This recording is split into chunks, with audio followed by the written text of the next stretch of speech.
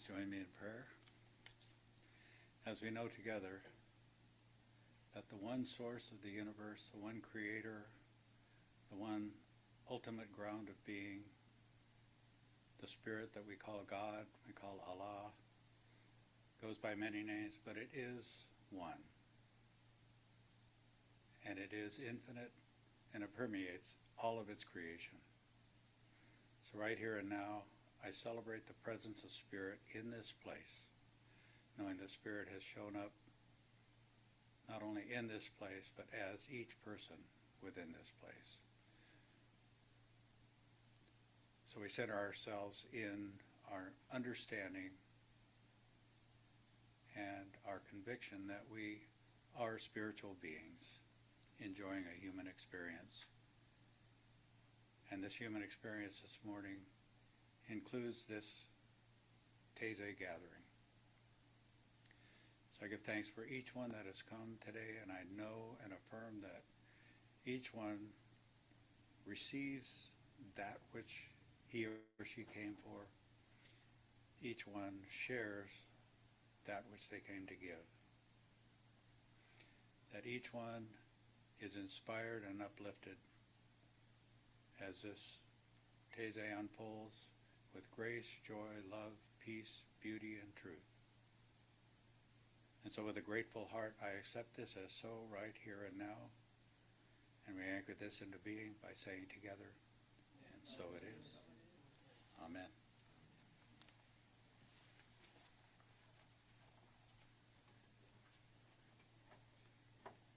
Thank you, Chris, for opening our service so beautifully. And so we'll begin this morning with our chant, joining our voices. Love, serve, and remember. For the last time this month. Not the last time ever.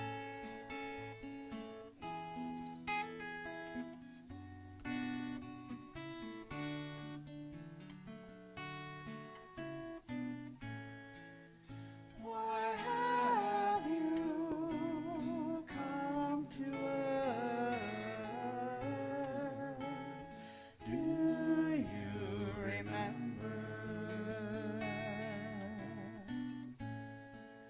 Why have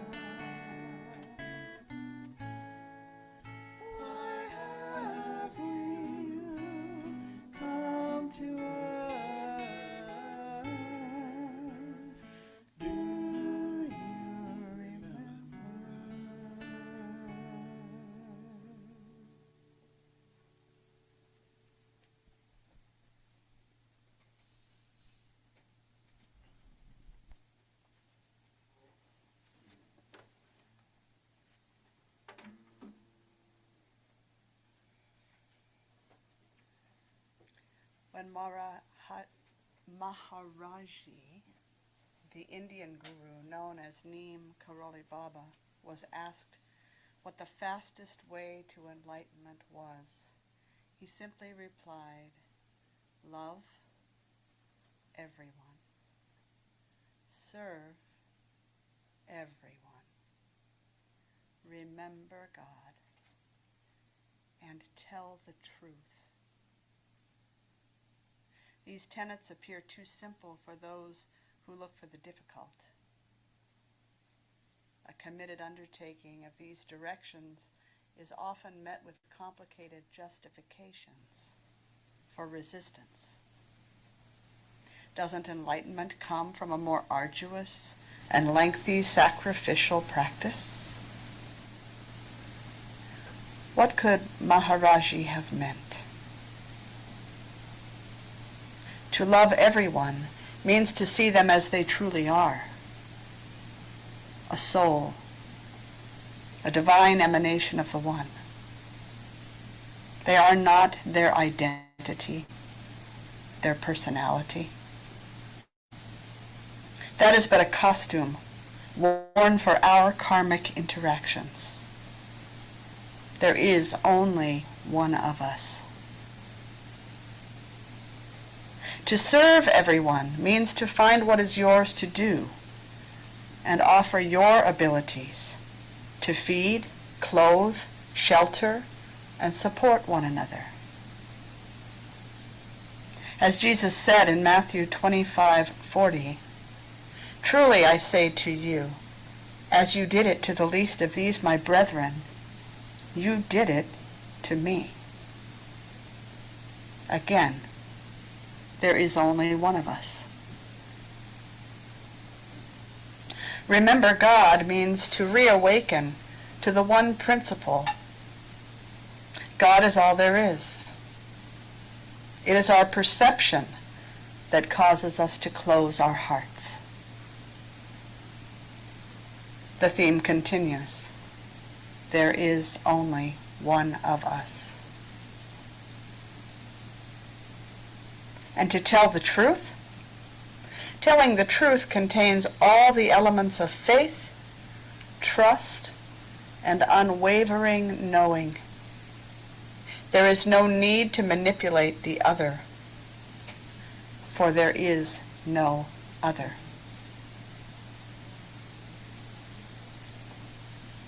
In this deep acceptance that there is no other, we take a moment to acknowledge our oneness with Spirit, with one another, and with our global community. And so envisioning a web of consciousness that surrounds and infuses our planet, and accepting that each one of us is a radiant point of light in that web. Noticing that every human, with no exceptions, that every creature shines with an infinite light. Every plant, every rock, and grain of sand. The soil and the water that combine to grow our food, all alive with the divine spark, extending far beyond our planet and out into the cosmos. So take a moment to feel that light that radiates within you and in your mind's eye and in your body. Allow it to expand so that it fills every cell, every atom, and all of the space in between until it radiates from you. And envision all of creation radiating that same light with no boundaries and no separation. The light that you are enmeshed with the light of every being, with all of creation.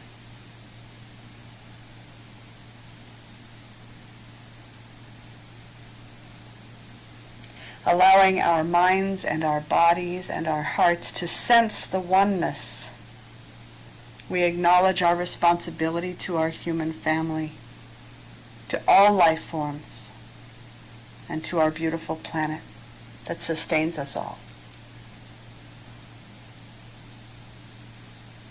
Centered in our oneness, we turn now to this month's theme for the final time, 6 paths to deeper connection.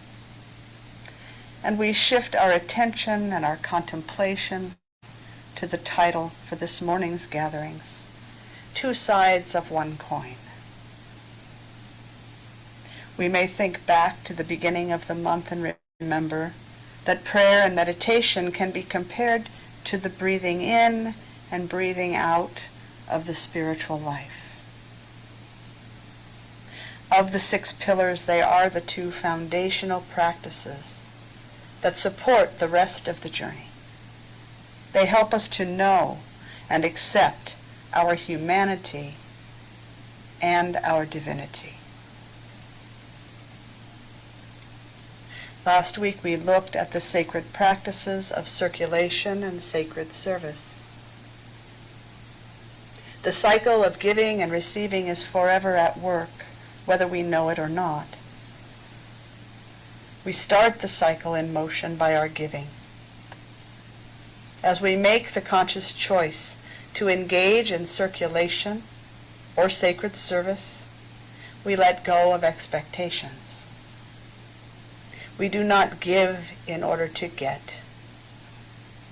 We do not give in exchange for what we have been given. We give for the sheer joy of giving. We acknowledge that it is the spirit of the giving that is returned to us 100-fold.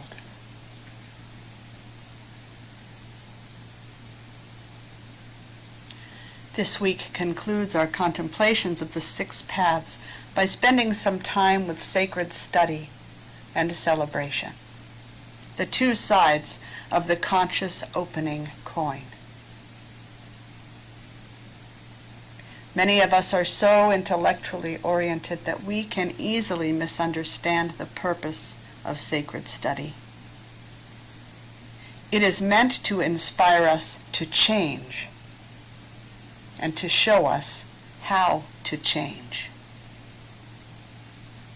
Some spiritual books are written to be inspirational. They bring us the beauty and diversity of life and the unchanging principles that stand behind the diversity, irrespective of time and place. Inspirational writings are uplifting and help us to find our unity with life. Other books and materials are intended to be instructional, to guide us in finding psychological exercises and reflections that might benefit us, or spiritual practices that may suit us. Sacred study causes us to open our minds, or to witness where they are closed, where we already know what we know. It stretches our compassion, our empathy, our understanding. It offers us a spiritual education.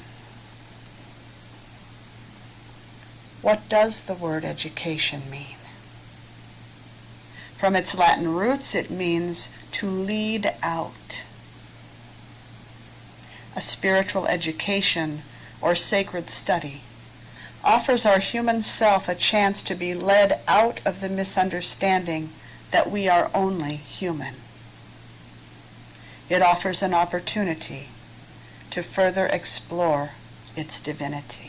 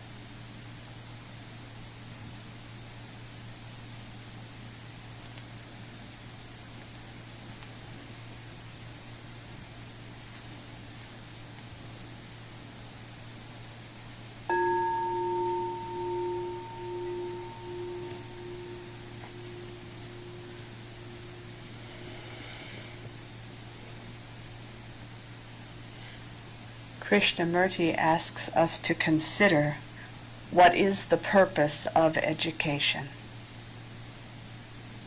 Is it to prepare us to understand the process we call life? He says, life is something extraordinarily wide and profound. It is a great mystery, a vast realm in which we function as human beings.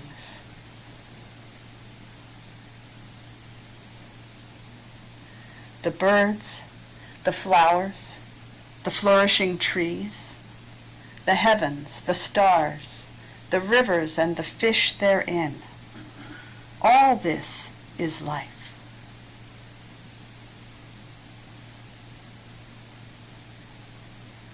Life is the poor and the rich. Life is the constant battle between groups, races, and nations. Life is meditation. Life is what we call religion. And it is also the subtle, hidden things of the mind, the envies, the ambitions, the passions, the fears, fulfillments, and anxieties. All this and much more is life. But we generally prepare ourselves to understand only one small corner of it. Education is meaningless unless it helps us to understand the subtleties of life, its extraordinary beauty, its sorrows, its joys.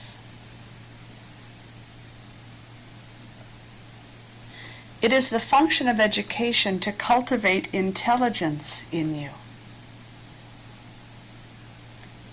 And what is intelligence? The capacity to think freely, without fear, without a formula, so that you begin to discover for yourself what is real, what is true. Krishnamurti goes on to say that most of us have fear in one form or another. And where there is fear, there is no intelligence. We take this into the silence for a moment.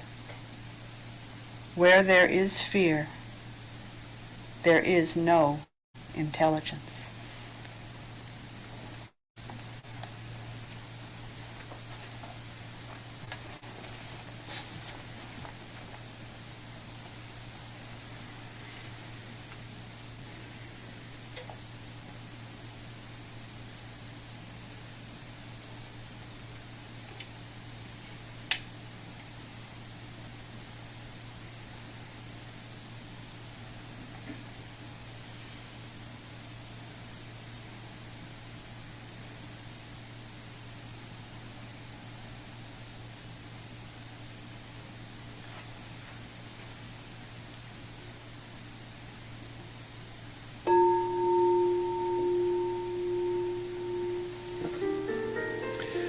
Sacred study has many benefits. We may receive instruction that deepens our spiritual practices. We may find a new understanding of a familiar spiritual principle, or perhaps a concept that is completely new to us. We may find meaningful phrases that we incorporate into our prayers, or we may simply find divine inspiration.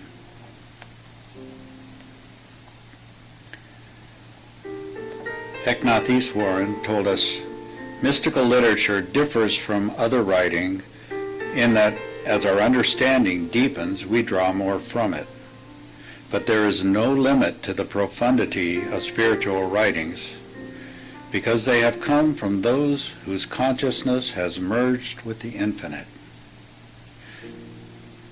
We take away as much as we can carry.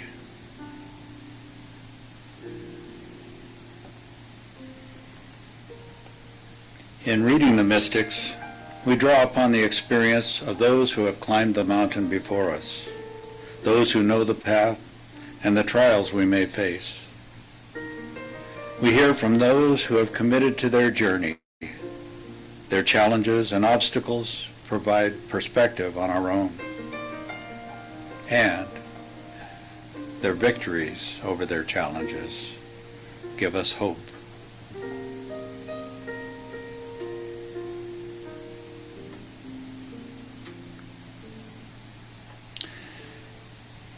When we read the writing of the mystics, any of the world's sacred scriptures, or mystical poetry, we are given an atlas for our own journey, a choice of myriad paths into the divine mystery.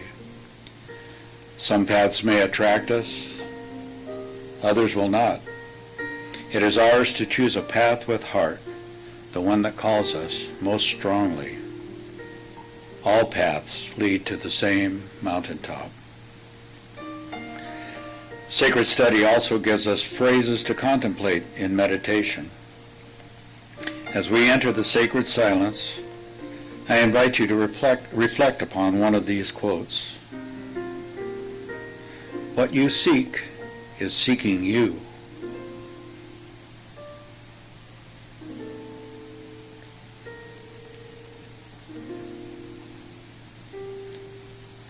You were never born, and you will never die.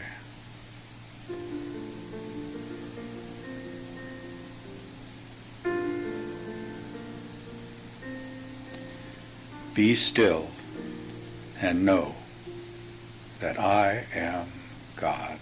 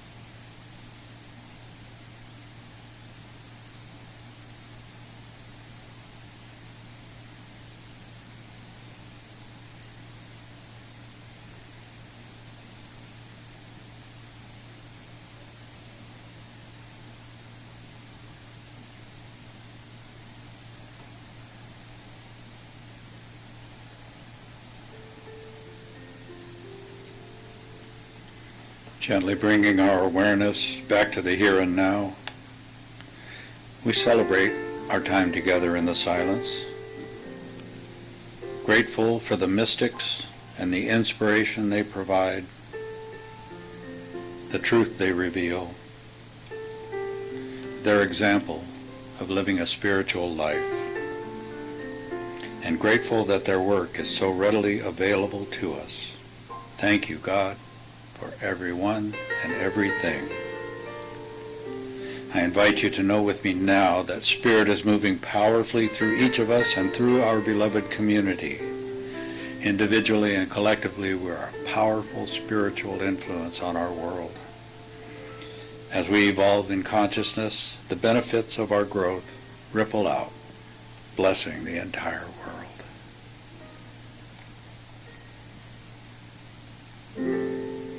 As Reverend Diana speaks to us of celebration, we listen with open hearts and minds.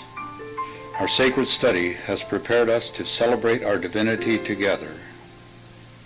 They are truly two sides of one coin.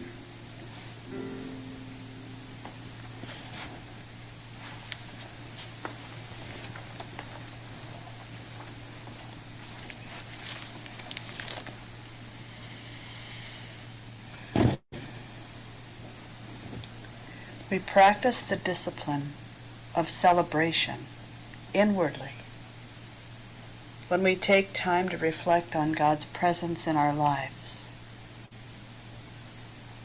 when we acknowledge that every day is a gift from the unseen hand. We recognize that the world we live in, the beauty we see, the food we eat, the companionship we enjoy, all the blessings that we have come from the one source. We rejoice in the flow of grace that moves through our lives. We live with peace in our hearts, knowing that our needs are always met. Our inward celebration, rooted in our faith, our joy and peace, and our gratitude, also brings about outward celebration. This outward display of devotion can take form as worship or praise. Some take part quietly, while others may use words, music, dance, and the lifting of arms to express themselves. Sometimes we celebrate outwardly by joining together with friends and family or spiritual community to share the joys, the victories, and milestones that we experience, or simply for the joy of knowing and experiencing our oneness. The practice of celebration grounds us in a deep sense of belonging.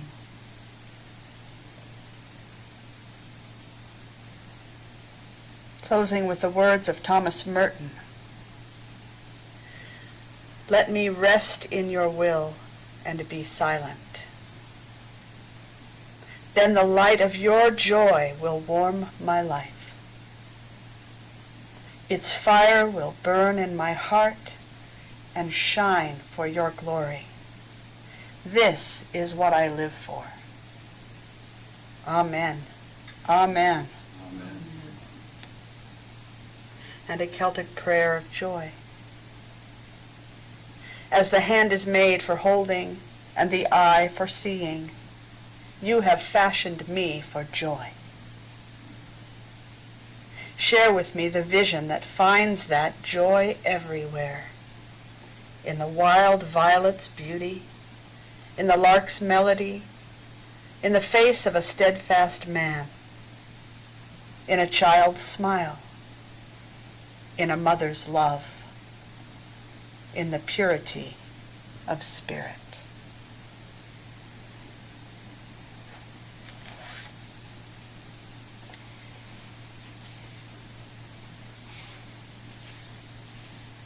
So I share with you this morning from the book Prayers of Honoring Voice by Pixie Lighthorse. Honoring curiosity. Thank you for this day to question everything.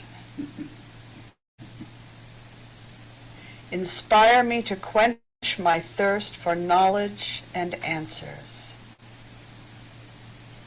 Remove my apologies for needing to ask who, what, why, and how.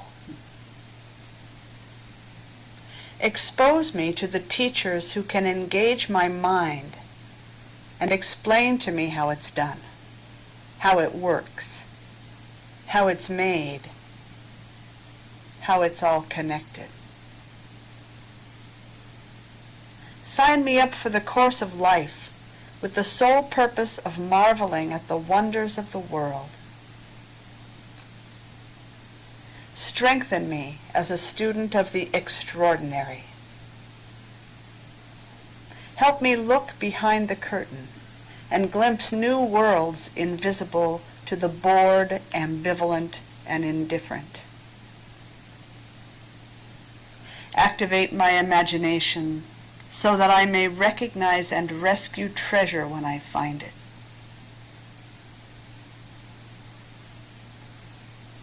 Open my mind and develop my fascination with inquiry. Heal my cluelessness. Help me observe my people and look more deeply into them. Show me their iridescent colors, their beauty. Let me be willing to dig deeply with self-forged tools in order to know them in a sacred way. Let me know the earth this way, too, and the feral creatures, the captivating biology of movement uninvolved with the pace of modern technology. Remind me to continue my quest for natural intelligence like Raven does, studying intricacies, managing complexity, and maintaining communications with others in the kingdom. Let me turn the cranks to see what happens and examine the results with consideration. Instill in me a determination for engagement in life, to be part of it, mixed up in it, and not a complaining spectator. Curb my cynicism and the need to have it all figured out. Disconcern me with what others think. Encourage me to investigate what I am called to know more about. Help me use my voice to formulate the questions that will crack codes and bring about even more questions. Support my inklings and help me to follow my intuition to new frontiers. Aid me in experiencing the joy that comes from removing passivity. Strengthen my muscles for scouting and rooting. And let me test my theories with you at my side. Catch me when I fall and set me upright again.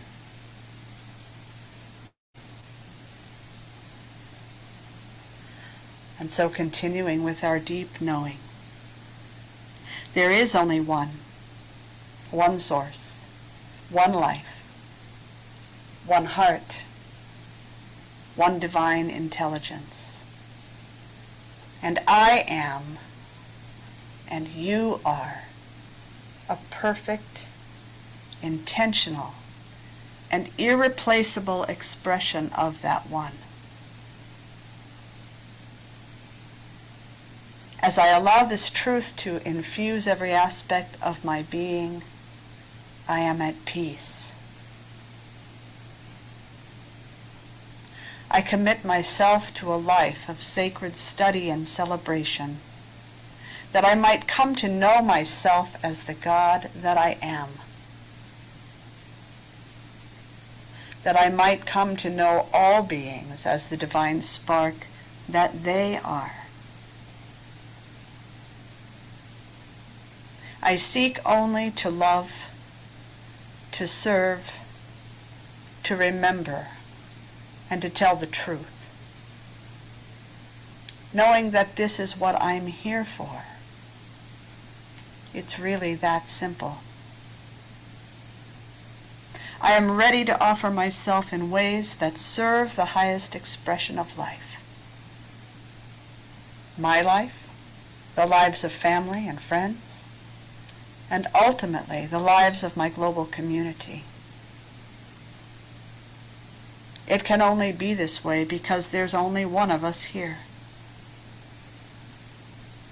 And so I willingly express myself in all of my radiance as I grow and evolve to become ever more myself. I am so grateful. And so it is. Amen.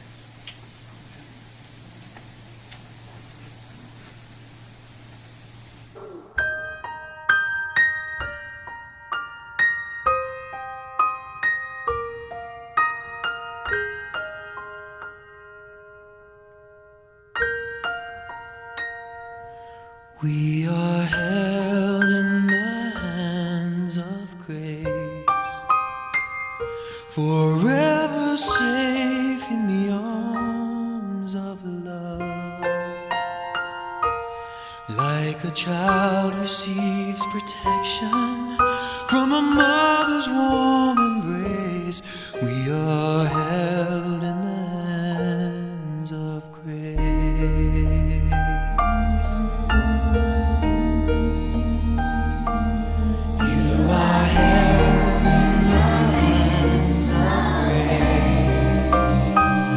Forever safe in the arms of love. Like a child receives protection from a mother's warm embrace, you are held in the hands of grace.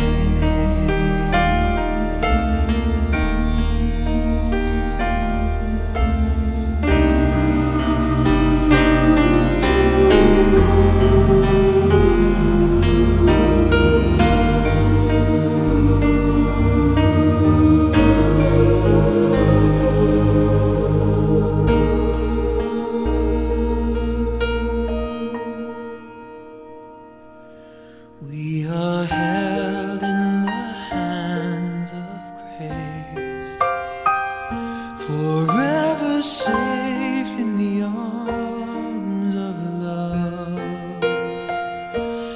Like a child receives protection from a mother's warm embrace, we are held in the hands of grace.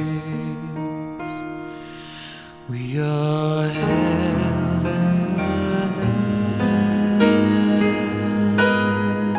hands of grace.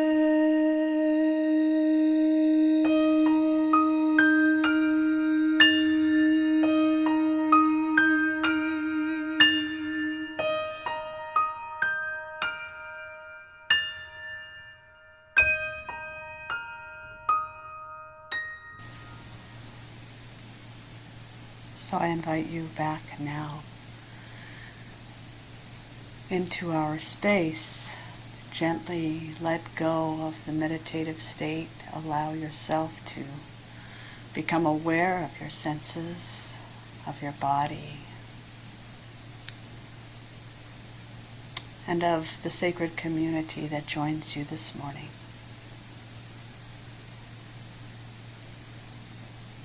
It's time for us to close our Taizé meditation. And as we do, we offer the opportunity for you to share of your financial gifts, should you choose to, in support of the work that we do here and in the community.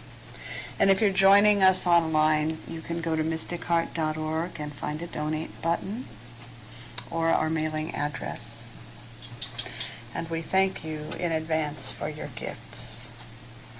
So join us in song as we allow this time.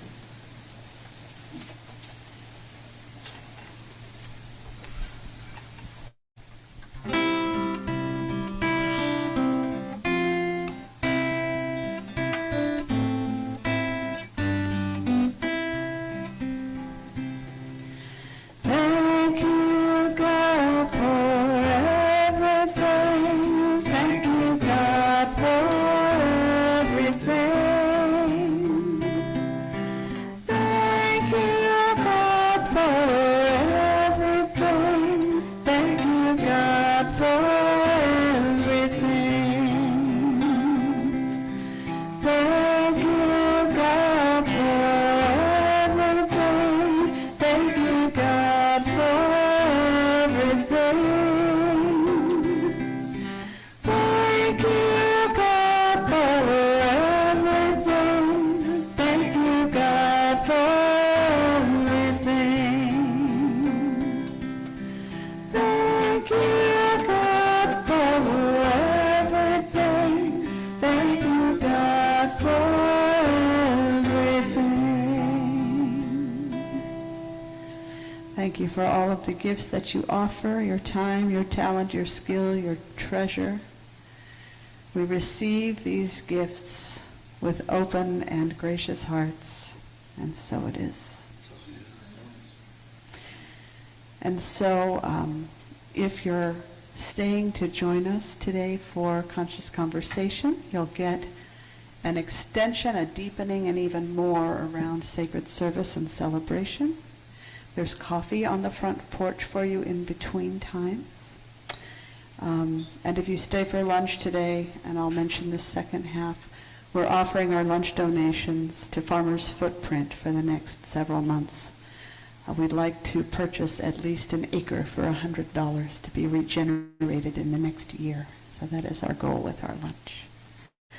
So we'll bless you on your way with a soul's blessing.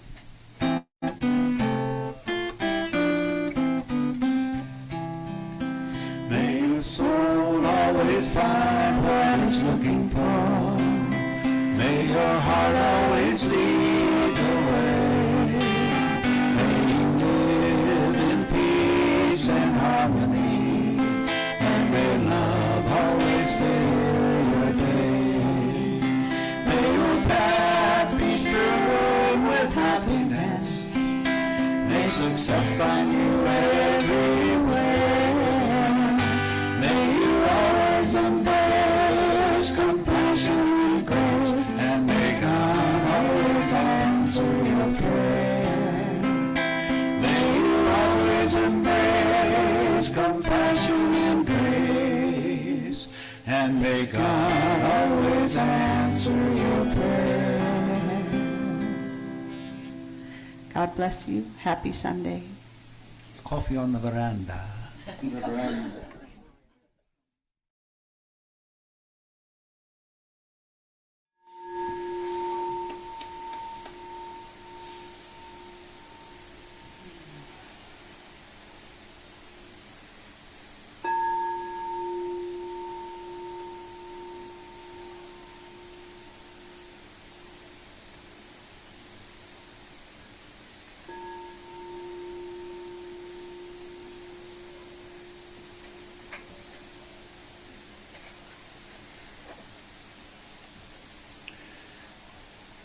We take this moment to remember, to remind ourselves that there is only one life, one love, one peace, one poise, one power,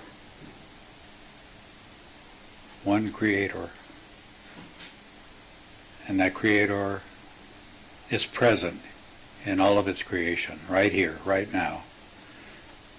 Spirit, God, Allah, whatever we want to call it, shows up as us, as our inspiration, as the gifts we bring, as the curiosity that brings us here. Spirit is here to experience itself in its infinite form as each one of us here. So we take this moment to celebrate our oneness with Spirit, knowing that we are spiritual beings enjoying a human experience, not the other way around. So centered in our spirituality, centered in the Christ consciousness, which is the core of our being. I give thanks for this morning, this beautiful late summer morning, this time together with our beloved community, spiritual family, friends, this time that uplifts us, inspires us, and moves us along our spiritual path with grace and ease. That is why we're here, to live and grow in spirit. And so I accept for each one here that that happens in a new and powerful way this morning. That Spirit is revealed in all its glory, and that inspires our life, and that our life inspires others as it ripples out throughout the world. So I accept that this service this morning unfolds powerfully and perfectly, filled with love, filled with joy, filled with powerful insights as we come together in conscious conversation and fill in the missing puzzle pieces for one another. Truly beloved community. So at this point I let go, I let God, I let it unfold perfectly, knowing that it does so, as together we say, and so it is. Amen.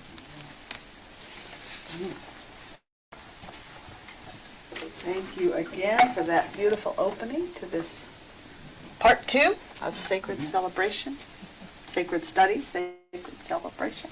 So we're going to start out by, you know what the routine is. We're going to welcome you to the Mystic Heart. We say good morning and welcome. Here we go. Feel free to get up, move, dance, sing.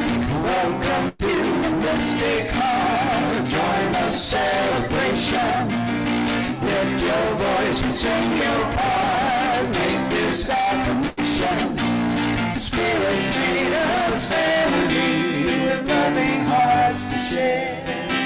Together we are joyfully practicing the possible through prayer. And everything's possible through prayer. Welcome to the Mystic Heart. All right, one big family. Here we go.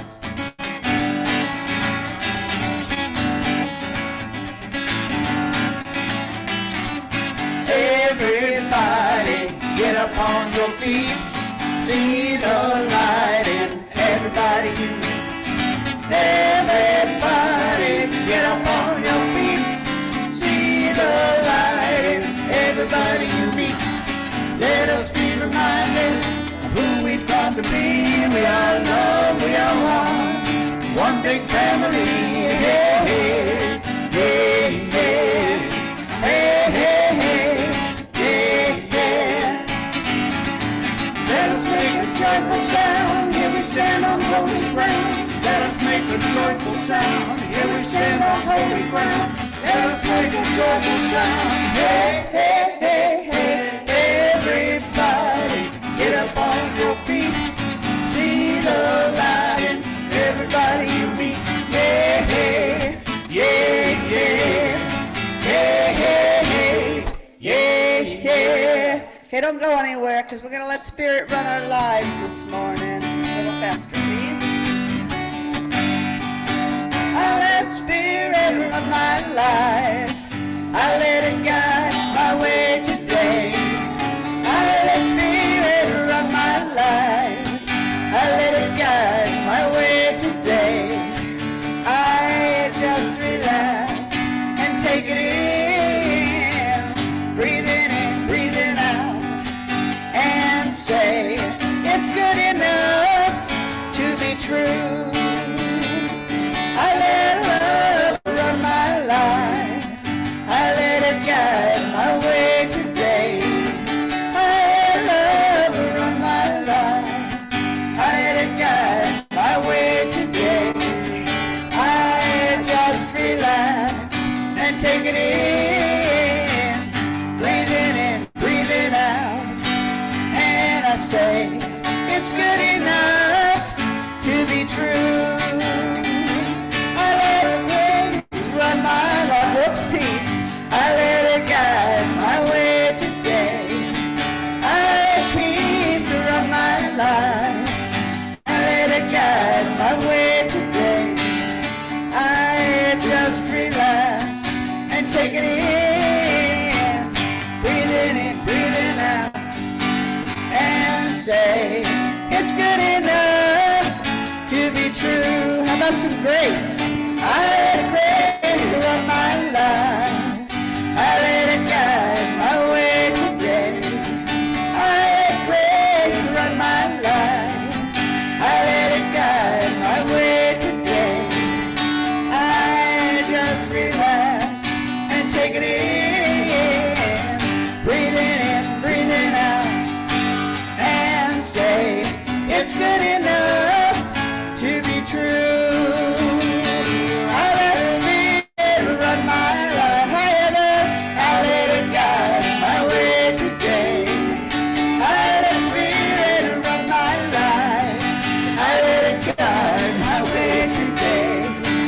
I just relax and take it in, breathing out, and say it's good enough to be true.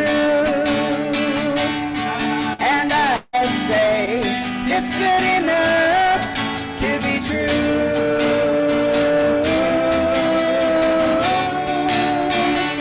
Cha-cha-cha. The rush on the stage, I love it. Makes you at home want to be here, doesn't it? Had to say it.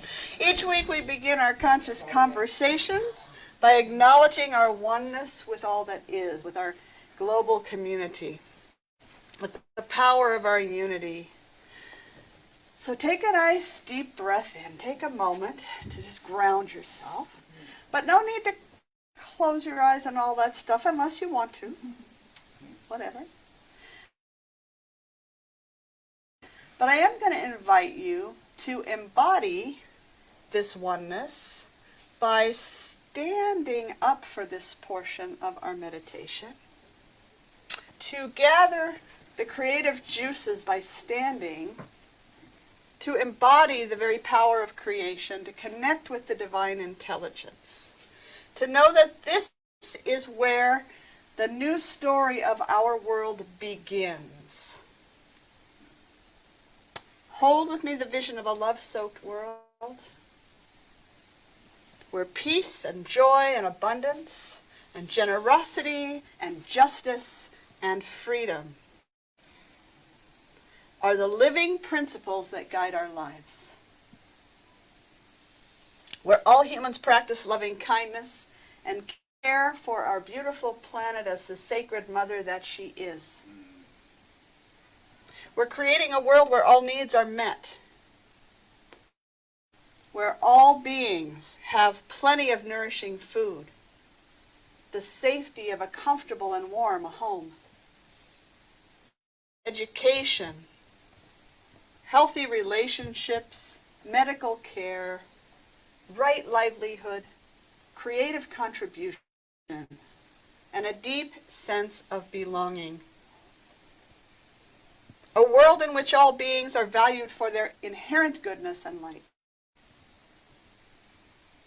where the peace we cultivate within us shows up as a world free of violence and free of hatred.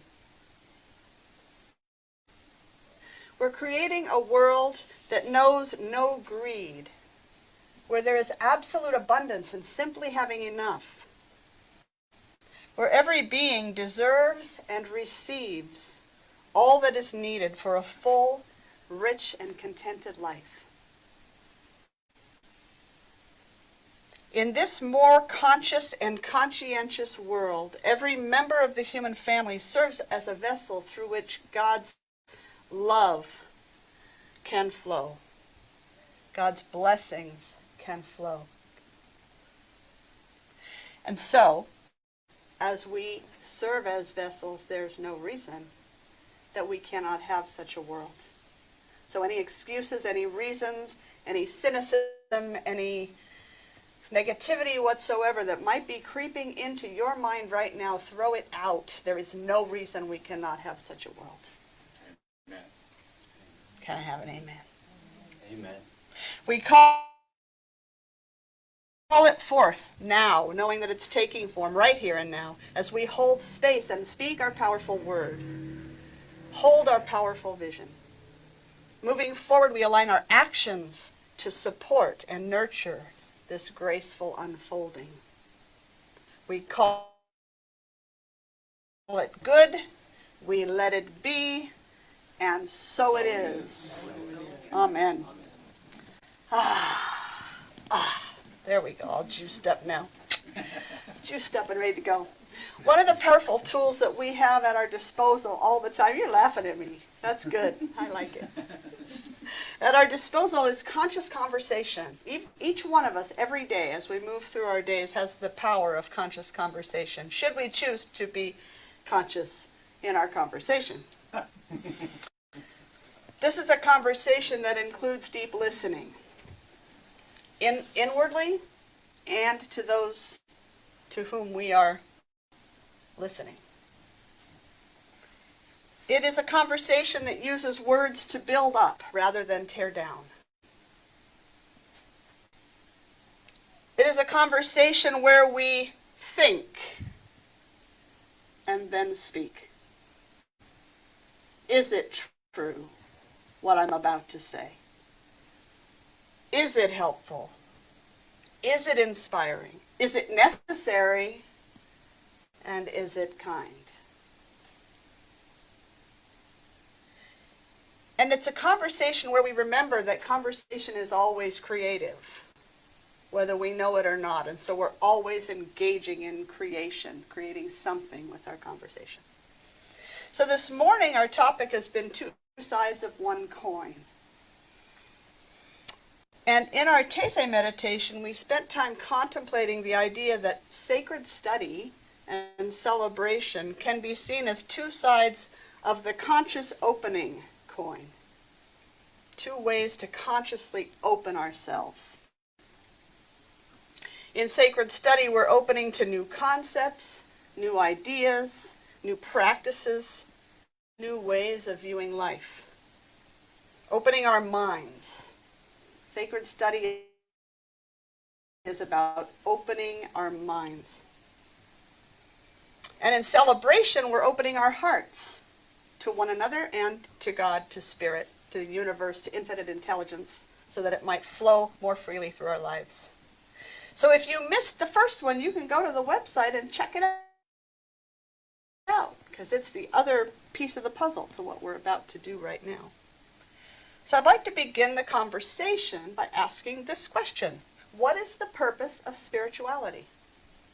In your mind, in your heart, what is the purpose of spirituality? I'm more alive when I'm connected. Okay, I'm more alive when I'm connected. More at peace. More at peace. Saner. Saner. I feel more sane. To add depth to life. Okay, it adds a depth to life. Peace. Adds peace. Touching the source. Okay, it allows us to touch the source. Tapping in. Tapping in. Being aware. Being aware. Okay, good. Anything else? Being love. Being love. Yeah, the world's in need of a lot of that, huh? Yeah.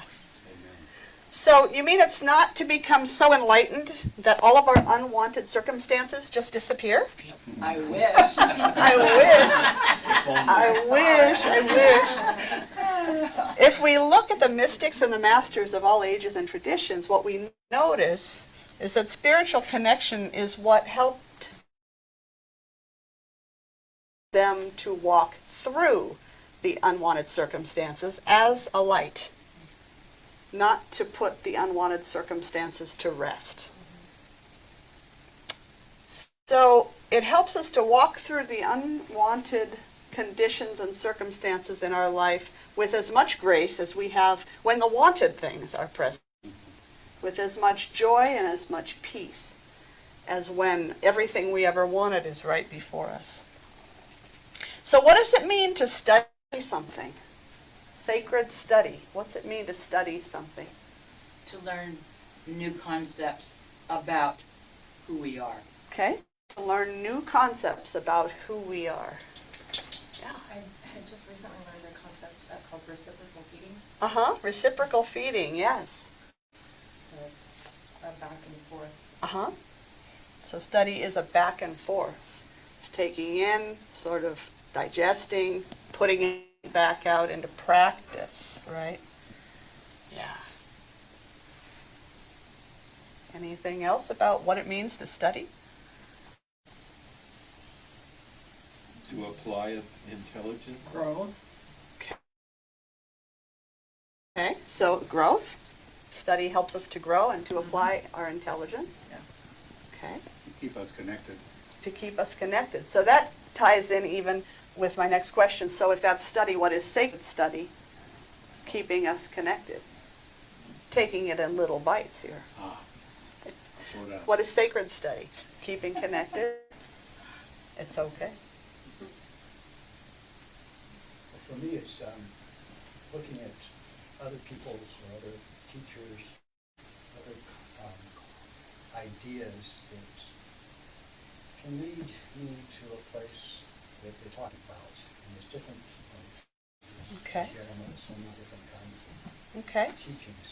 But by doing the sacred study, I get an idea that there are many paths. All right. So taking a look at many paths, at many teachers, and observing how and what those teachers put forth, and then do you weigh that with yourself to see how that fits for you or doesn't fit for you? Yeah.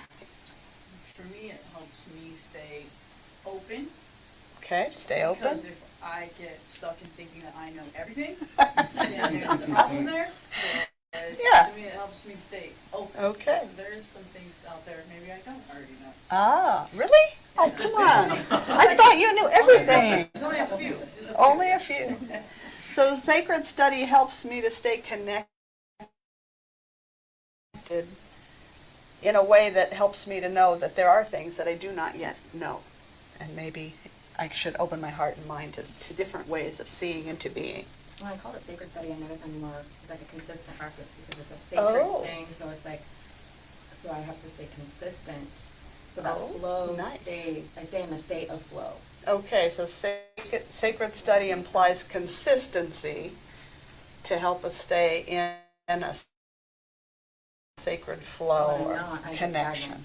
And I get I'm Okay. irritable and I'm not focused and I'm upset more. Uh-huh. I mean, I'm a crier anyways, y'all know. Yeah. I think many of us in this room are criers. Thus, sorry, welcome. So yeah, that consistency helps us to stay grounded and flowing in our own lives. Yeah. So earlier this morning, we said that it's the function of education to cultivate intelligence in you, just education in general. And we defined intelligence as the capacity to think freely, without fear, without a formula, so that you begin to discover for yourself what is real and what is true. So we don't say, please check your brain in at the door as you walk in. We say, weigh this out for yourself. How does this feel in your body? How does it feel in your heart? We took this quote from Krishnamurti into the silence, and I'm going to bring it back because it was one that I heard a couple people go, oh, interesting. Most of us have fear in one form or another, and where there is fear, there is no intelligence. Wow. I'd like to talk a little more about that. I took that one into the silence, but now we're going to bring it out of the silence and talk about it. What do you suppose he meant by that quote? Where there is fear, there is no intelligence. Well, when you're in fear, you're not in love. Okay. So then if you're not in love, you're in fear, then you're not in your brain. Or you Okay. are in your brain. Oh. In your brain and you're- not And you're not your in your heart. heart. Okay, so when you're in fear, you're not in love. You're in your brain and not in your heart. Okay. Nice. What else? Well, just out in physical, I think a lot of times fear comes from a lack of understanding or knowledge about the thing that you're afraid of, or you think Yeah. you're afraid of, but it's not actually real, and it's just grounded in a place of, I don't want to say ignorance, but But I did. ignorance, But yeah. I did, so there it is. So there it is. Yeah. So when we're in fear, we're grounded in a place sometimes of just not knowing and thinking we're afraid of something, but not really understanding or being ignorant That makes sense. about That what's actually really makes sense. happening. And as soon as we learn more what's really happening, sometimes that fear can just be dispelled. Because if you know, sorry, No, go ahead, Heather.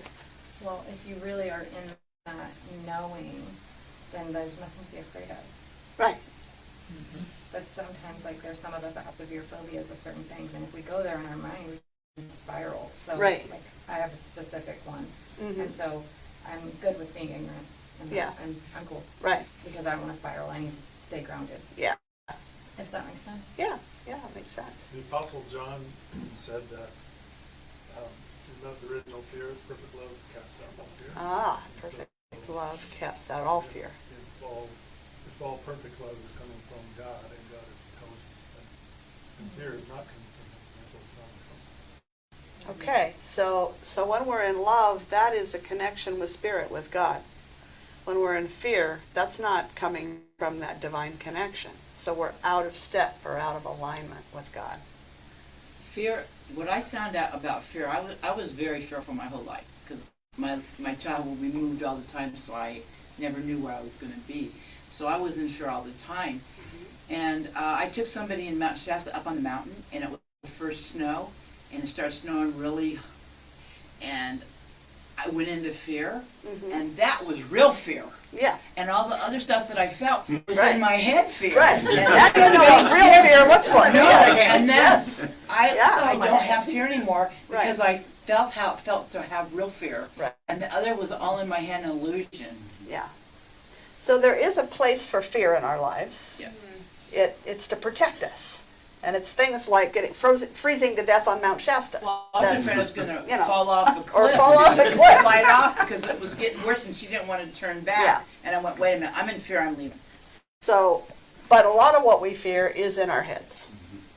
In nature, Fear can be animals doubt. freeze their position when they are startled. They freeze. They freeze, and then sometimes they flee, and sometimes they don't. Yeah, Fight or flight. fight or flight. That false fear that comes out of our heads, I think what Krishnamurti is saying there is that causes like an eclipse. Right. The intelligence is still there, but it's not accessible. Yeah. It's like the sun is still there when the Right. eclipse is happening, but it's dark. Right, because we have chemicals that are released in our brains that actually physically do that when we're in fear. The chemicals surge and all intelligence goes out the window. Our ability to think clearly disappears for a bit. So fear also, it causes us to see through distorted lenses, right? When we're in fear, we have the sudden lens that we're looking through. And that's distorted. We're looking through distorted lenses, and then the facts get scrambled. What's real and true gets scrambled up. The truth is blurred from our ability to perceive it.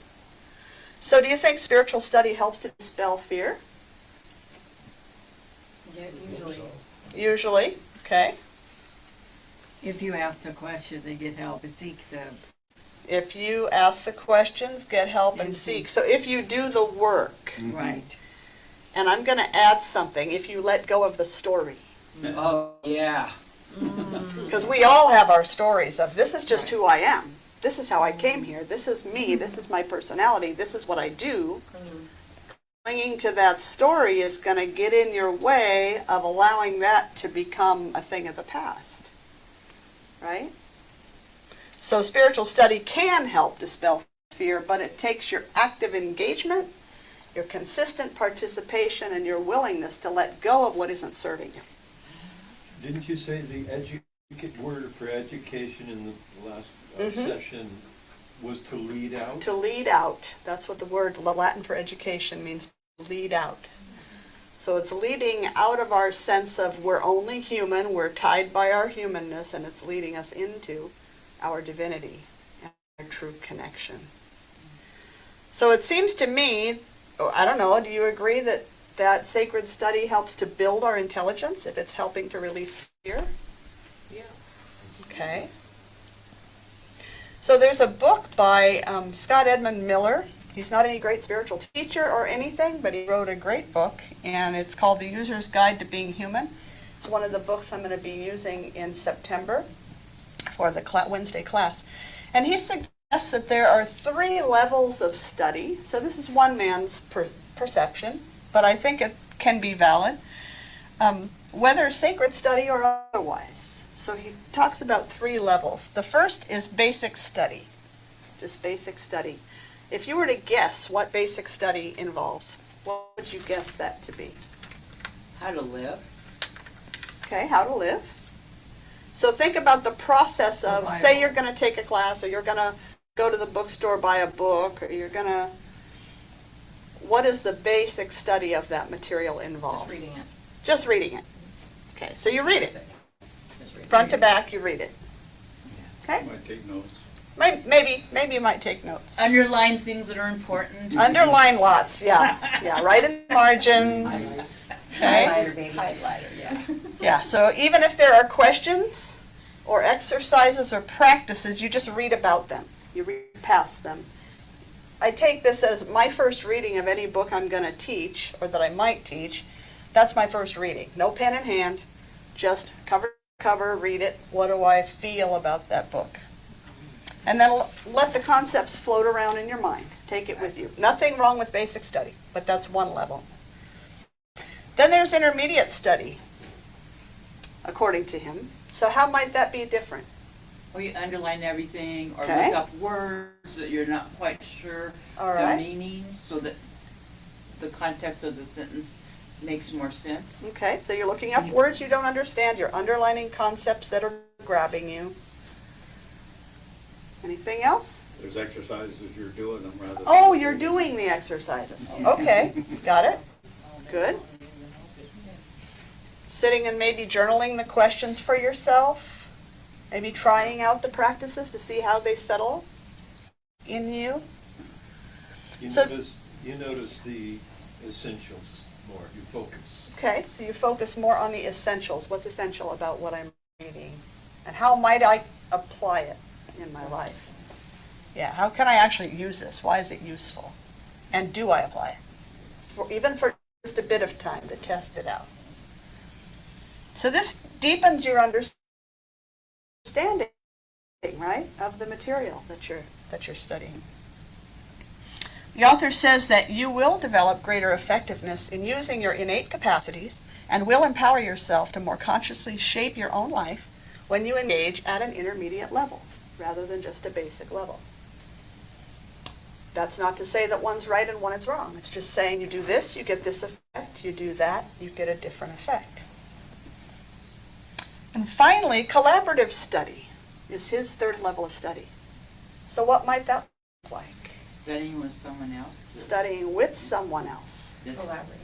Yeah. Group setting. Group study. So You're partnership. Immersing yourself in it and applying and practicing what you're learning with your peers. Okay, great. Yeah, so immersing yourself in the study and then applying it and maybe discussing it with other people in a group setting. This is what our classes and book clubs and all of that is. It's intended to meet a need for collaborative study, because we find that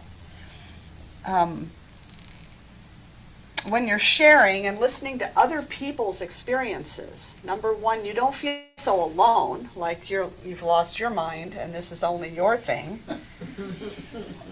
You're seeing yourself reflected in other people. You're there to support other people through their growth.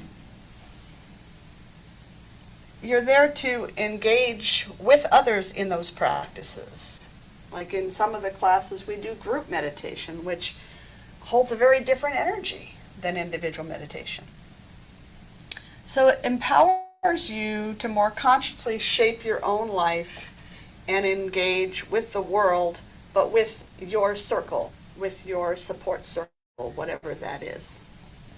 Miller says that by milling around through various daily experiences and interacting with other people and things, our inner thinkers continually ponder everything under the sun, including the nature of self, relationships, competition, cooperation, values, spirituality, the laws of the universe, and so on.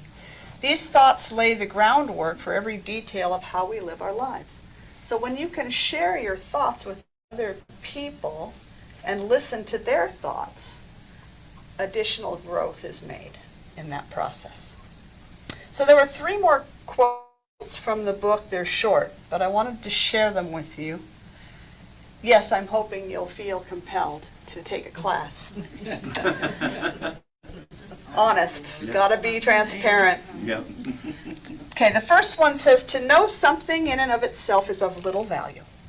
To apply what you know is to give your knowledge actual concrete value. So we all know lots of stuff, but we don't always apply it all. I'm speaking for myself. The second one says, we tend to get overly caught up in the, quote, truth of a thought or idea, making it rigid and inflexible, halting its development. The real value of any idea is not in its degree of truth, but rather in its degree of usefulness. How can I use this in my life? Is this making me a better person? And the third one, the best thinking is the kind of thinking that is always evolving. Boy, we tend to get stuck, don't we? This is what I know, this is my belief system. I did that for many years in New Thought because I went in without much religious background at all. My own personal connection was always through the teachings of Jesus as a child, but not because my family did anything with church. They were pretty much unreligious. And so I went into New Thought and I got a level of teachings that were wide. I interpreted them the way I was ready to interpret them, and then I got stuck for a while in that interpretation because now I'd found, oh, this is the way it works. Until I came through that and went, oh, okay. Yes, and. Yes, and. There's always an and. I'd say something about group study. One of my favorite things about group study is that if I'm willing to share kind of a half-baked idea, that somebody else will fill that in for me. Right. And the group mind, the hive mind, I guess, hive mind. kind of fleshes that thing out, and it helps. I think it helps us all. That's true. Grasp it a little bit better. So for those at home, when we bring sort of a half-developed idea into a group, then the group mind has an opportunity to fully develop it or further develop those ideas in ways that might be helpful to anyone else in the room. It's as if each has a different perspective, and from that perspective, the light is widened. Right. Each has a different perspective, and so that light that we're creating is widened. I just want to say right now, I want to stop looking at the clock. This is why I switched formats altogether. So in any conscious conversation, we may or may not end by 11:30. That's just how it is. I'm going to quit looking at the clock now. I feel so much better. Okay, So enough about study. We've kind of done a little bit with that. You get a good sense of what sacred study is and the possibilities that it offers in your life. So let's talk a little bit about the spiritual practice of celebration. Woohoo! Woohoo! We spent time contemplating this morning. So let's spend some words on this. What is celebration? Gratitude. Gratitude, okay? Joyful expression. Joyful expression. Yes. Yes. Joyful expression. It's grounding. Grounding. When Yeah. I get out in the living room and I dance and get down in my root chakra, There you go. I feel better. Yeah. Dancing. Getting down in the root chakra. I'm the same way. Celebrating we're one family. Celebrating that we're one family. Praise. Praise. Yeah, so we talked about kind of two different ways of celebrating this morning. One is an inward celebration, a sense of expressing just within ourselves deep gratitude and seeing the divine in everything and counting our blessings and just feeling a presence and a connection and being grateful for that. So that's our inward celebration. And then we have outward celebration, which is more the praise and the worship and the dancing and the singing and the music and the arms flying in the air. We don't have enough of that here for my taste. So I want to move us in that direction. Bring it up a notch. That's part of coming up in the church that I did. It was very still and nobody moved. And it was really challenging for me because you know me, I can't keep still. That's just the way it is. Years ago, I was in a church. Quiet like that, I tend to go to sleep. Oh, I don't want you going to sleep.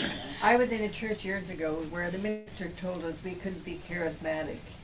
Boy, did I leave that church. Woohoo! I always put my hands up there. That's right. Always. And I laughed. I said, forget that. That's not me. Yeah, yeah, That was really sad. yeah, yeah. Well, Really there was. they were. Plus for us energy people, like, Uh-huh. you know, your energies get stuck. And Right. if you don't start moving around, you change the energy, you change the frequency, and then it's infectious, and then she starts getting down in the root chakra, and you start Right. moving around. That's and, right. You know, and it just lifts up the whole energy of the room. It Right. does. If It you lifts really the can whole let go and energy. celebrate.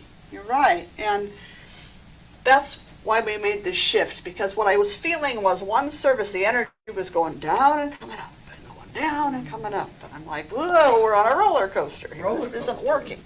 So now we go down, we have coffee, we come up, and it works. It's working, I think. Can I express something important that Yeah. I got from the earlier session? It was an image of the old-fashioned pump that you would have in the kitchen, and you'd get water that way. You'd push the handle down, Mm-hmm. and when the handle came back up, essentially it was breathing.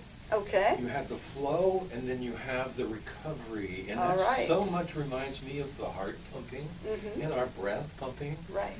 and providing, so you can't have one without the other. And Right. it seemed to me you and Chris do that perfectly. Well, thank you. It is a cycle. I mean, everything is a cycle. Everything's a cycle. From our very breath, we talked about prayer and meditation as a cycle. One the breathing in, one the breathing out, and it doesn't matter how you define each one, but one is more inward, connecting to humanness, one's more outward, connecting to humanness, inward, connecting to divinity, and it's a complete cycle. And I feel like the same thing is true of study and celebration. You know, one is an expanding of your mind, of your understanding, and one is an expanding of your heart and an expression. So they form a complete cycle between the two of them. So what does the practice of celebration do for our faith? Does it do anything for our faith? I think it brings the vibration of it higher, a lot higher. Okay, brings the vibration of faith much higher. It enhances it. It enhances our faith. Makes you happy. Makes you happy. It gets into our body. When we're moving. Okay, we can embody it. Yeah. Gives permission. It gives us permission. It recharges our batteries. Recharges our batteries, yeah. Nice. So what are some ways that we can practice celebration? Singing and dancing. Singing and dancing. Art. Art? Any of the arts, whether it's musical or chanting. Having lunch together. Having lunch together. I was gonna say, anything can really be a celebration. There you if there's go. an element of joy and love in it. Anything with an element of joy and love is a And sharing. celebration. And sharing. Yeah. So here are some ideas, too, to throw out into all that. It's, again, yes and. So be grateful in all of that.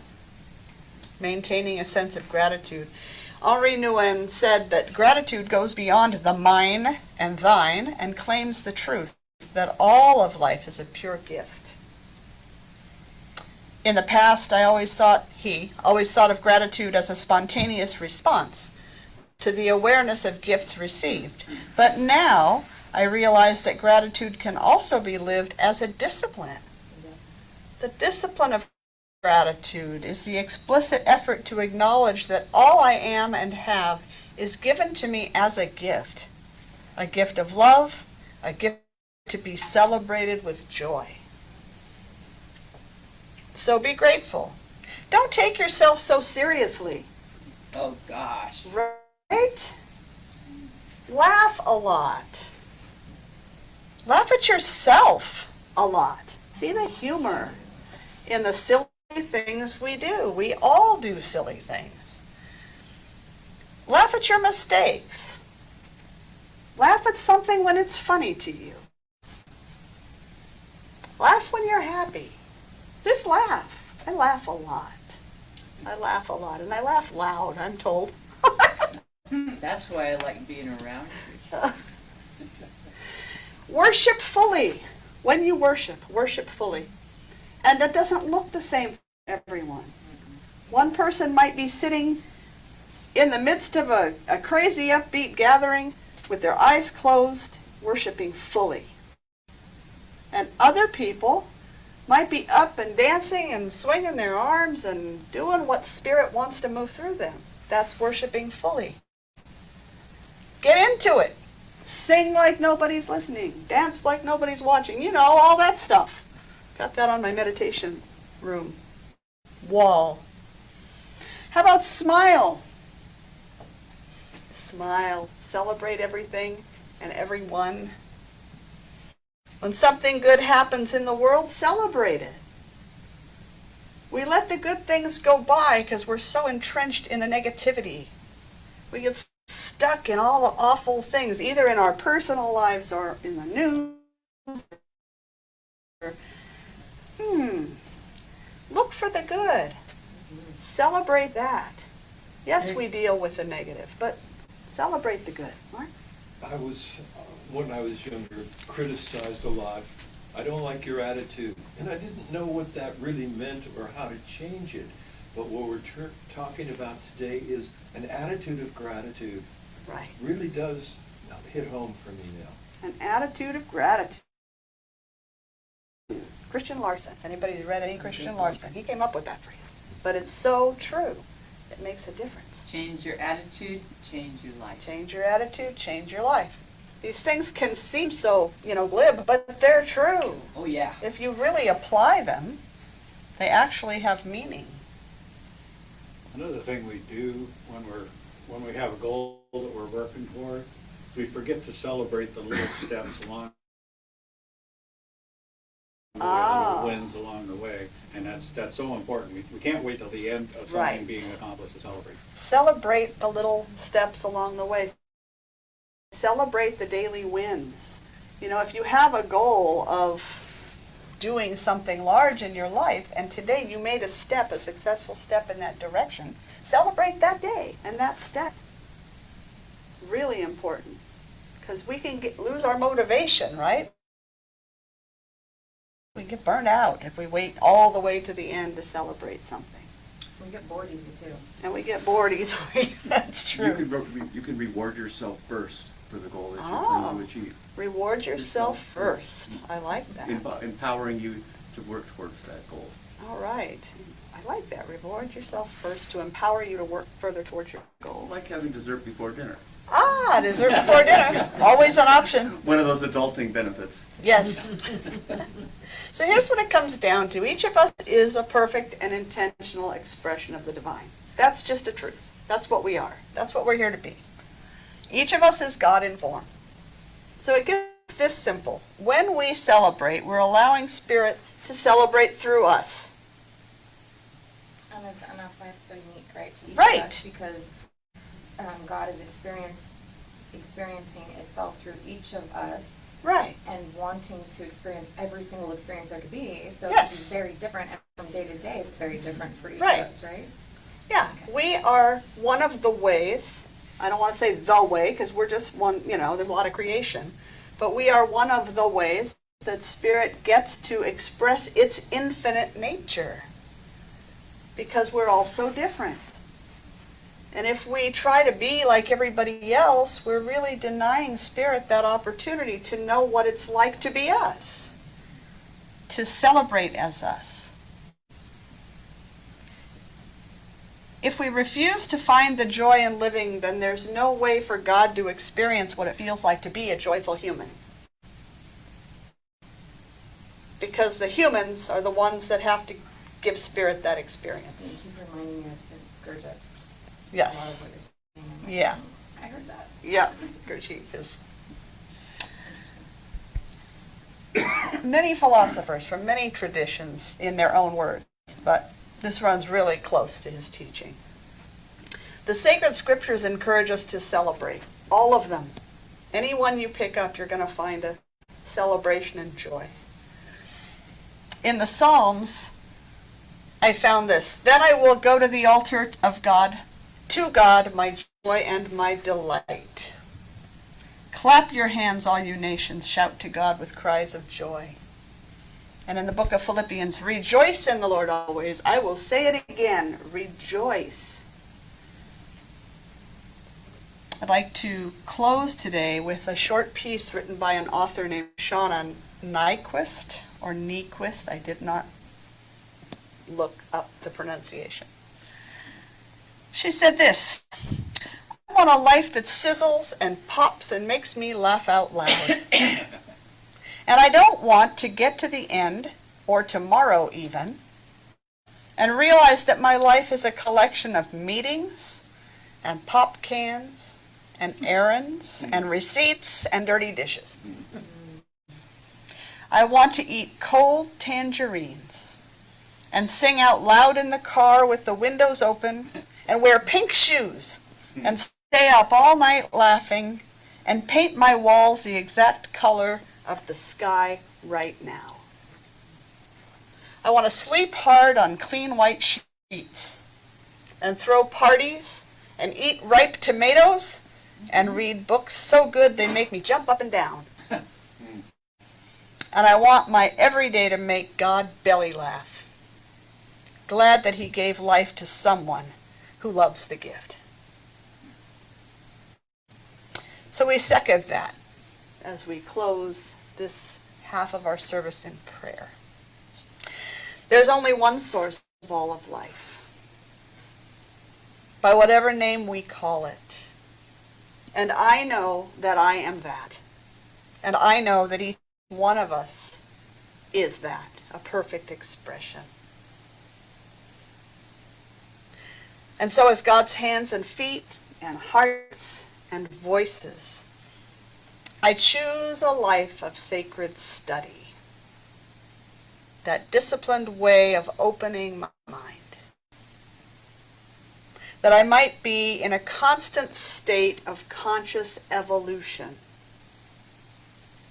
I choose a life of celebration, that I might know that I am blessed and live those blessings, that I am a blessing, that each one of us is a blessing, that I might know that from moment to moment to moment.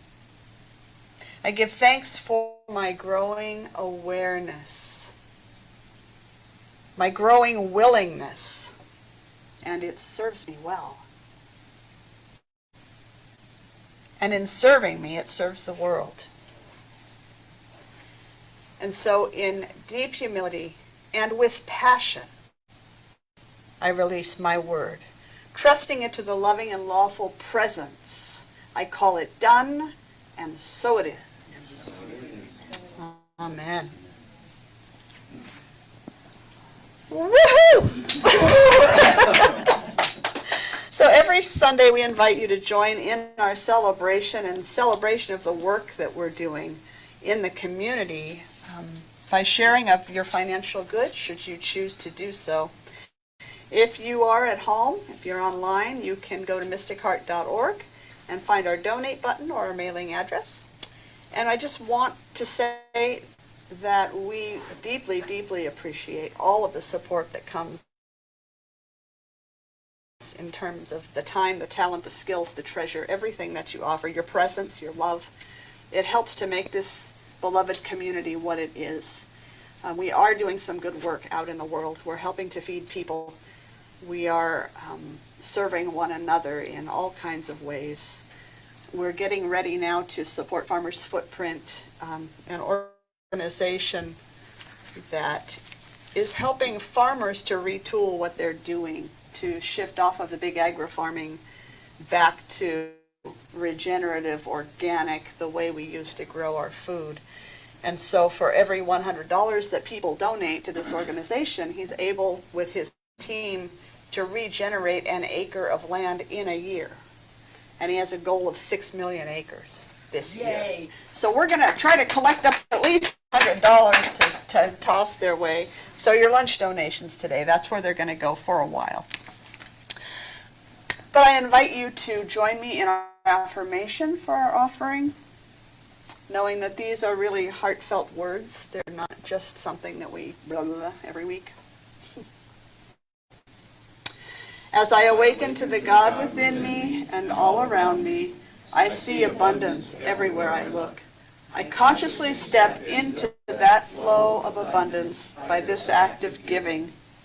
I offer this gift free of spirit of love, blessing and sending it forth to heal and prosper. It is evidence of my deep faith. It does good work in the world and blesses all of creation. I give from a consciousness of abundance, and so it is. Amen. All right, please enjoy celebration by playing for change.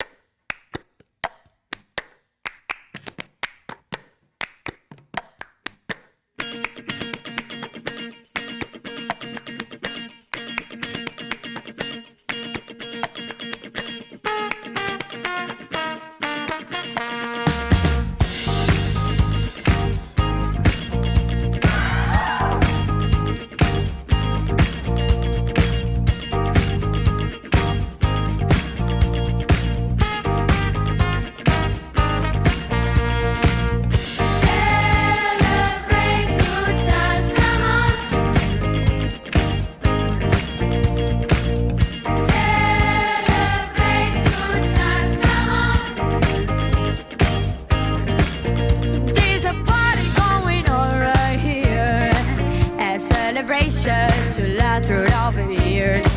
So bring your good times and your laughter too. We gonna celebrate your party with you. Come on. Celebration. Let's all celebrate and have a good time. Celebration. We're gonna celebrate and have a good time. It's time to come together. It's up to you. What's your pleasure? Everyone around the world, come on. Yeah. It's your celebration.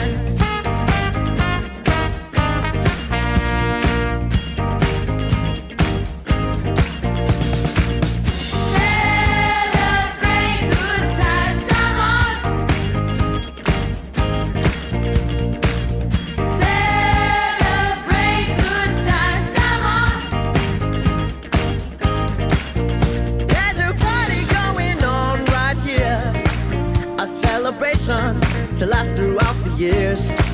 So bring your good times and your laughter too. We gon' celebrate Your party with you, come on now.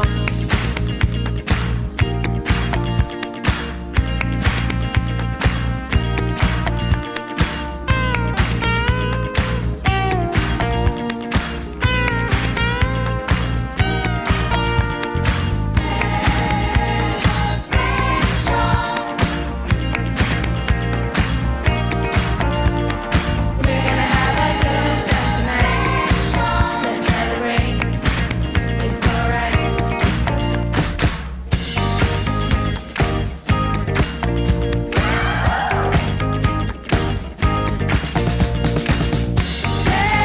Celebrate good times, come on.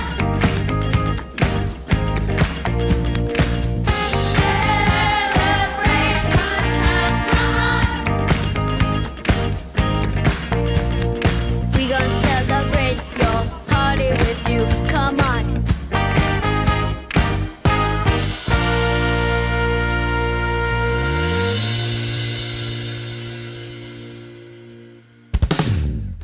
Rocks.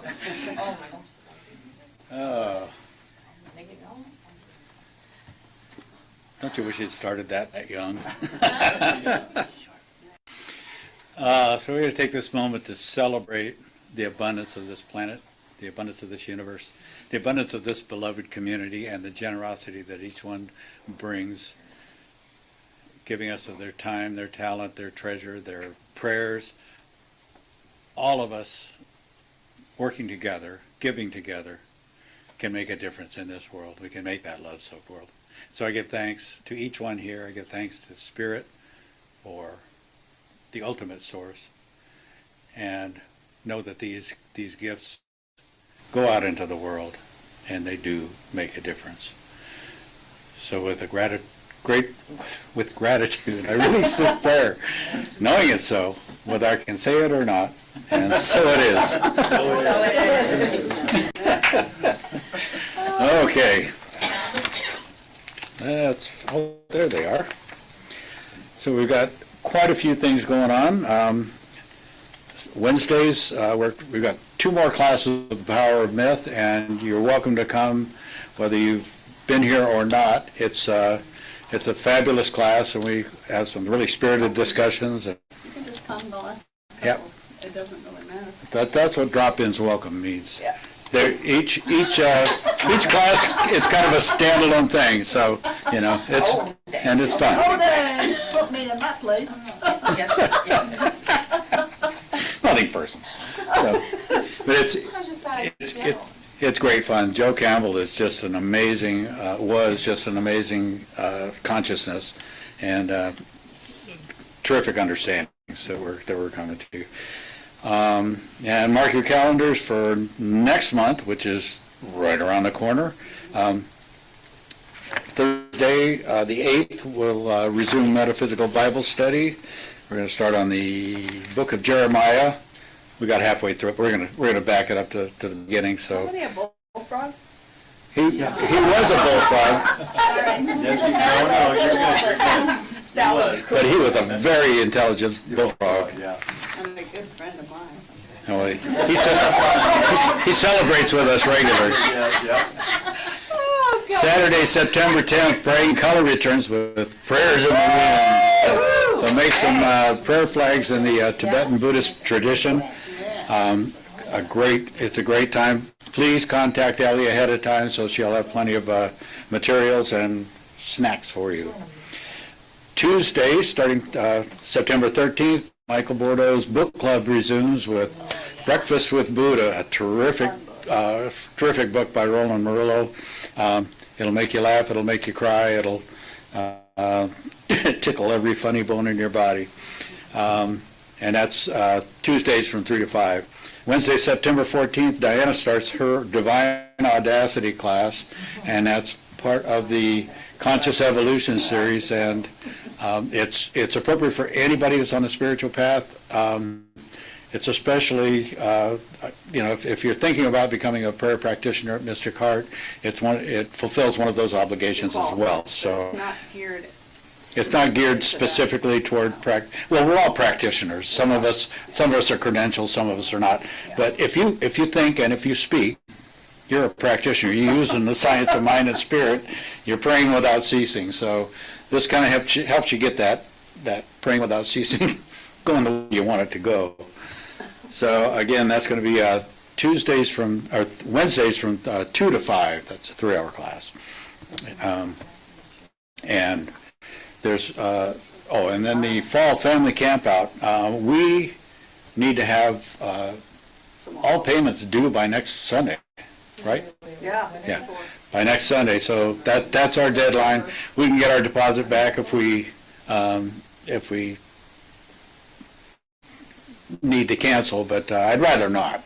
It's beautiful over there. The Beach Creek group campground is gorgeous. It's right near the tide pools. So if you're on the fence, it's time to decide. So Tell friends, tell family, tell yes. neighbors. It doesn't just have to be all the faces we see every Sunday. It can be anybody. And there is a children's program available. So please let us know if you're planning on going. Kids for the morning. Because time's always. It's supposed to be a tent site, but I am calling tomorrow to find out because I've had a couple people ask me. So Only glam. yeah. I mean, just if it's That's your available, story maybe. and you're sticking to it. That's what I like to do. I'm just harassing you. So I need to sign up for the audacity. Yeah, you need I'm some sorry. divine- we'll check on glamping. So. All right. As always, there's more details in your bulletin. Please feel free to take one of those home, put it on a magnet on your fridge. No well-dressed fridge should be without it. And you can look us up on the website at mysticheart.org, and everything's on there as well. What we do here is pray. Our vision is practicing the possible through prayer, and I want you to know your practitioners are available to pray with you anytime. If you need help figuring out something, we're happy to pray with you. If things are going great and you just want to get even better, we'll pray with you for that too. It's what we do. So please, I'm available after the service. If you'd rather meet with one of our other practitioners, Lucinda or Diana or Cherie, their contact information is on the back of your bulletin. And if you want to just drop a prayer card in the basket, you can do that as well. Can I throw something out? Yeah. Anita? Yeah. Okay, I'm just Go done, out. I'm done just praying for it. So I'm looking for someone to help me fill out guardianship packet. And I'm struggling because there's a lot of attachments, and I'm writing Japanese. I'm like, I don't know what I'm doing. So if anyone knows anybody that has been through the process or knows how to do that, because it's $15,000 to hire someone and I don't have that. Yeah. So I'm just throwing it out there. Anyone that might know or could just kind of go through it with me and walk me through it or something. Just All throw it right. out there. All right. And we'll send one up for you there too. Thank you. All right. So, And we'll talk about it. Also.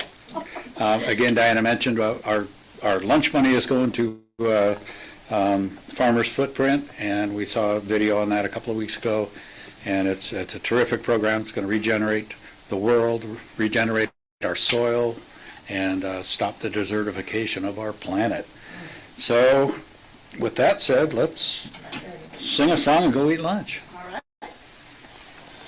I do encourage you to go online and check out Dr. Zach Bush, any of the interviews, podcasts, he's an amazing human being. He's the guy that founded the Farmer's Footprint, and he's doing a lot of other things too. So check him out. farmersfootprint.us.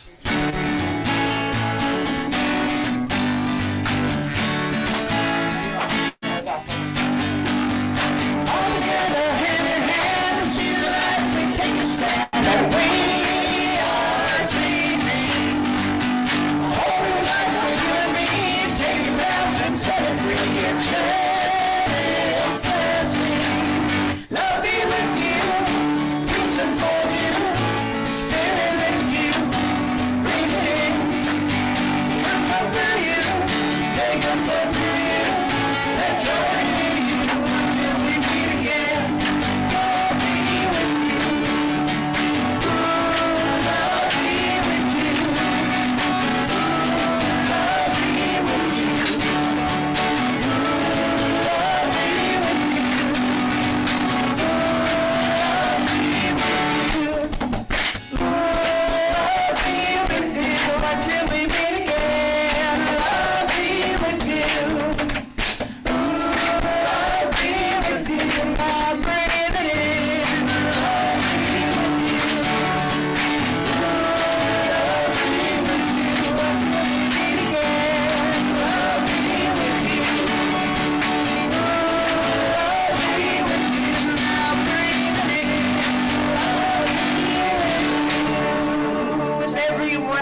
Have a beautiful Sunday. Many, many blessings.